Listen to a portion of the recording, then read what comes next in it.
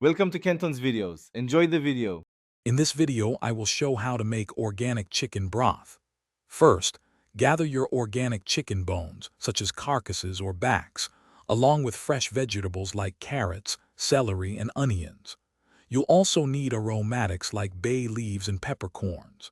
Using a large stock pot or slow cooker is essential for simmering. Make sure all your ingredients are high quality for the best flavor and nutritional benefits.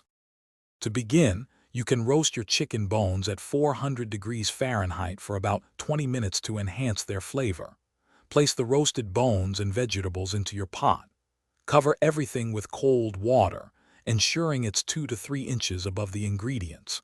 Bring it to a gentle simmer, then reduce the heat to low. Let it cook for a minimum of 6 to 8 hours, or even up to 24 hours for maximum extraction. Once your broth has simmered sufficiently, carefully strain it through a fine mesh sieve or cheesecloth into a clean container. Make sure to discard all the solids, as their nutrients have been fully extracted into the liquid. Allow the broth to cool completely at room temperature before transferring it to storage containers. This prevents bacterial growth and ensures safety. You can store it in the refrigerator for up to 5 days. For a clearer broth, skim any foam or impurities that rise to the surface during the first hour of simmering. You can freeze your finished broth in smaller portions, like 1 cup or 2 cup containers, for easy access whenever you need it.